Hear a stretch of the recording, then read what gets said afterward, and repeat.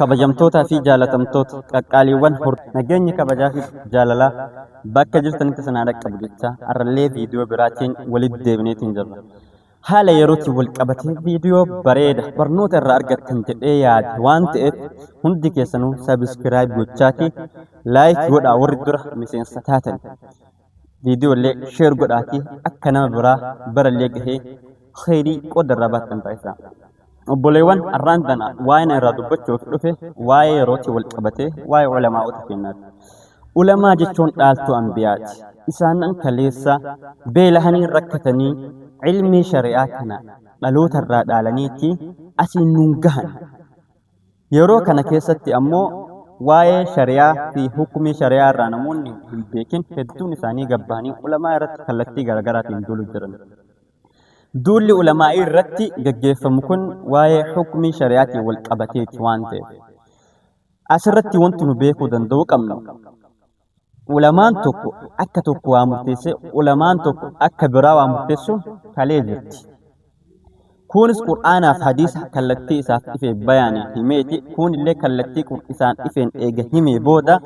jechi kunniin lamaan jecha wal faallessu yoo ta'e kamtu sirritti hadiisaaf Qur'aana gaxxame jedhanii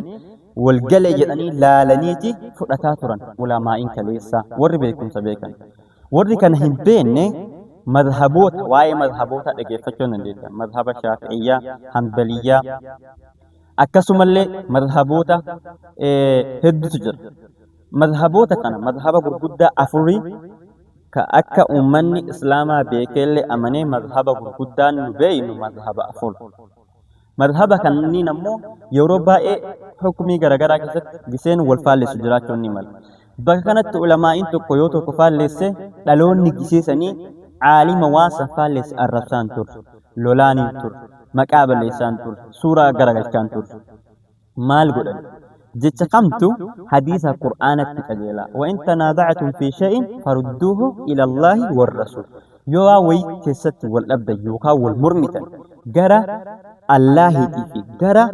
rasuulaa deebisaa jedhee Rabbiin Qur'aanaan dubbateetiin jira. Arraan tana wanti nuti deebisnu Qur'aanaa fi hadiisa jechuudha. Hadiisa rasuulaatii fi Qur'aanatti deebisa. Bakka kanatti caalimni tokko caatiin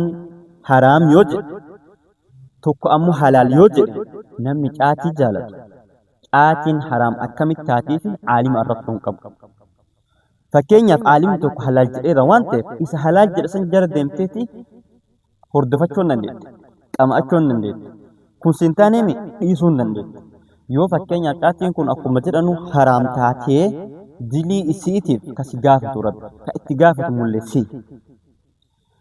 Yoo ammoo atiin caatiin haraamitti beeytu caalimni tokko gabbayee caatiin halaal yoo jedhu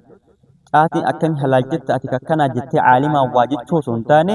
isa haraam jedhe sin jala deemtee fudhachuu danda'u qabda. Hagamitti haga ulamaa'iin kunniin walitti dhufanii ragaa hadiisaa Qur'aanaa walitti fidatanii miidhaa fi bu'aa isiin laalanii karaa kanaan Qur'aanaaf hadiisa faallessiti waan ta'eef bakkanaan shari'aa daangaa cabsiti waan ta'eef haraam. Lakki karaa kanaanuu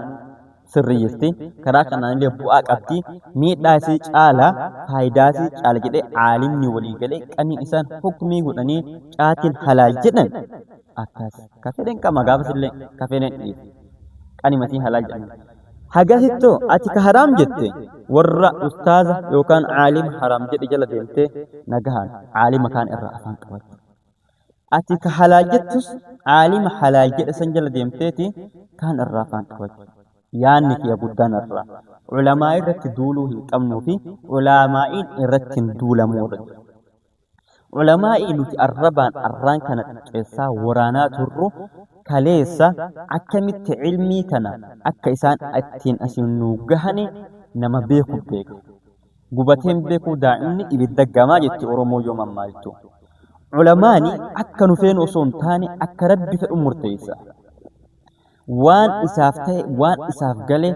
hadiisaaf Qur'aana irra dhaabatee hukumii godha malee waan an jaaladhuuf waan ati jaalattu irra dhaabateeti miti.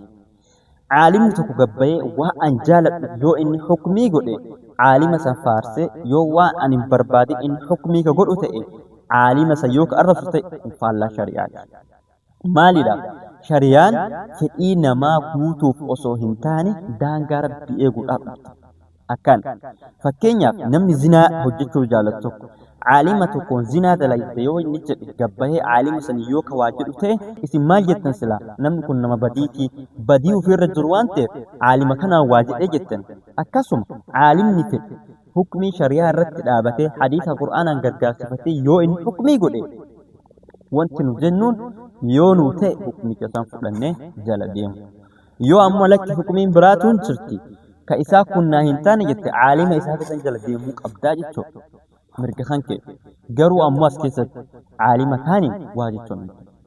مالك صعب بانقاف تفس أرمي جبل ليست أرمون وبليوا يونو قباني عالمان كينا كأكنا كأكسي جنة عالمة سربرت كده عالمة كنا قد جنة نحاسبنو يوشك كل كنو تكسون نمني برامال قد في وان في رقود دنتجتشو مالي في أستاذوتا عالموتا كينا بكدرن ها كبجت إساني ملوانت فيتو كما أمرك فيتو إيسو مرقك خيري تو سوام رب برا بدي تو عذاب رب برا لكهو ربيتو هركاك أباجتو فكين يفعلمني حكمي قد يكون حكمي قد يكون كيست يو جالل نمجاتين حلال جدوتي إركتين نمجاتي حلال جدو عالمني حكمي قد تكو ومن حواسن سنها جالتو برا يو كان أمو حواسن كيست فتم أرقجتو داب حديث القرآن أصلا قرقاف فتن يو جاتين حلال كجروتي إساقافة رب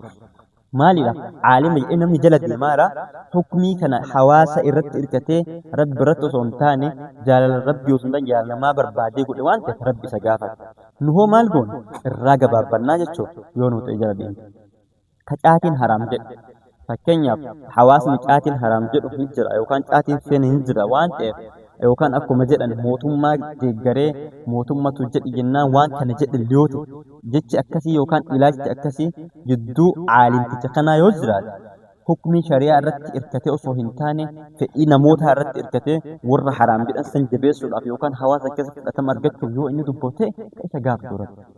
مؤسكيسة أمو وان نجستنا جدو سيني واولي الله قلتو مالي دا عالم آسكو أنبياء عالمني وانتو كمهم كمي عالمني جل ديما ملي إنما جل عالمني جل ديما يوجب بك حديث القرآن والقلت جل ديما واجب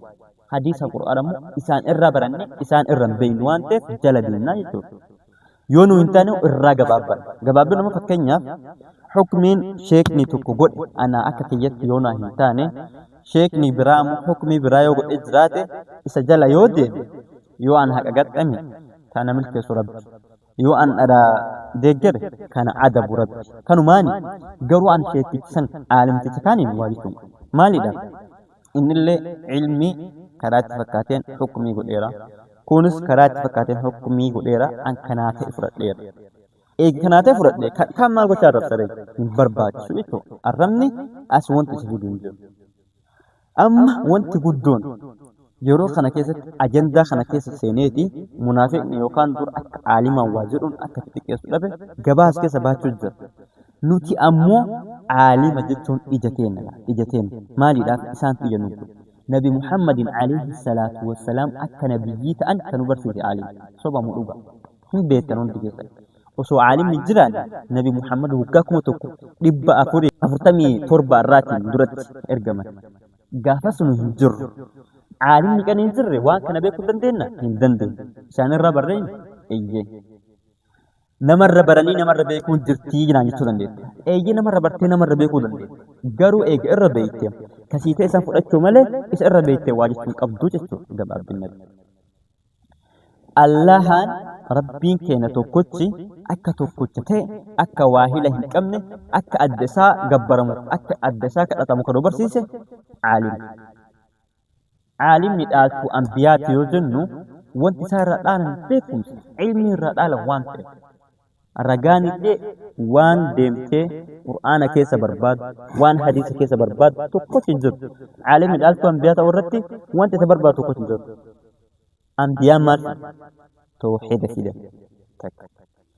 توقف ما ربي كده لام حديث القرآن فكينا محمد عليه الصلاة والسلام نجينا في الرحمن الرحاجراتو إنسان فنين تقولتم ما ربي في التوحيد حديث القرآن سنة بالمال شريعة إسلاما في دنيرا يوم وقاكم وتقف إبا فريتي أفرتمي تربى الرا جرتا غافت جوت إيه صدقين إيه نوين رابرت إيه تستم عالم عالمة ليكن الرابرت الرواية من قبل لك خا الرابرت كبراجت كأتي الرابرت اللي كبراتو كأتي الرابرت اللي كبراتو عالمني تقف حكم إنسان قدن كشريعة يو إسان رب الرأي كتن سوام رب يو إسان نمر رأي كتن عذاب رب إسان أمو يو إسان حكمي تكو رب الرأي كتني حديث القرآن غرغار سفتني دوغنغورا يو كفردن تأي ربي نغافر حاجة دن تأي تأويل قلتي نما صدركا تأويلا نما صدركا علمي هبنا قبي نما صدركا حكمي حاكم برقه حاجة دن تأي حديث القرآن غرغار سفتني يو حكمي قلت ربي نغافر دوغنغورا yoo inni ammoo fedhii nama dhuunfaa yookaan fedhii hawaasa tokko yookaan fedhii abbaa aangoo tokko fayyadamee nama san jaalatama argachuuf yookaan fudhatama argachuuf ka dubbate rabbi isa gaafa maali qur'aanaaf hadiis osoo hin taane fedhii namaa jala deemu waan ta'eef gaafan ka isa gaafatu rabbi waan rabbi isa gaafatu waa jechuun hin qabnu walumaa galatti warroonni caaliman keenya rabbi bu'u jirtan irraa gattaa عالما تقان هم برباچس سيتو جلا ديمتا سيتو رب يو سنتاني يو اتي بدو جتك سيغب ادب ربي انما عليك البلاغ وعلينا الحساب ربنا محمد بن الله كسر رجل جسد عمل قرمان مبرد خير الله حجته بديل الله حجته نتلكي سانغا چاج يو اتي خير حجت جنن ربي بناج يو اتي بدي حجت عذاب ربي بناج كندو قبايا خير حجته جنة كبدي حجته عذاب ربي كقبته كسي توسيتو بيك كراسي فكاتين حجته مرقب حقامت حقاني رب ولقيت غارو امو عالم واجته هم برباد منافق اسكي سبهي غبا في باچ جرو امو ايغت سلطوان اجا عالمات تنبوني عالم واحد جتكي سنكيس عالمان ايغت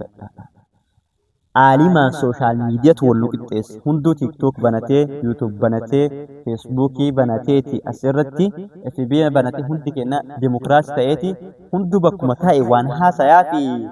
عالما واجد ملين عالمني نمن واجد كوني ملين نمن واجد أموني اللي ملين كبجك من وان تف هاكبا نو عالما كنا سنجدا والسلام عليكم ورحمة الله وبركاته video kiyarra yoo dhageeffatanii hubatan ergaa an deemu waan isin hin jedhan fudhatan jedhee yaada azalatti illee dhufee ka yaada biraa haasa'uun dhabamu sanillee rabbi si haa qajeelchu jenna maaliidhaaf oromoon maal jedhu dubbii bahan dhooganii jala dhooganii jedhu yoo video kiyya keessa dogongorri jiraate dhageeffattee xumurtee dogongoratti himta yoo ammoo dhugaadha jettillee dhageeffattee xumurtee dhugaa fudhatta waan ta'eef hagas. Assalamu alaikum warahmatullahi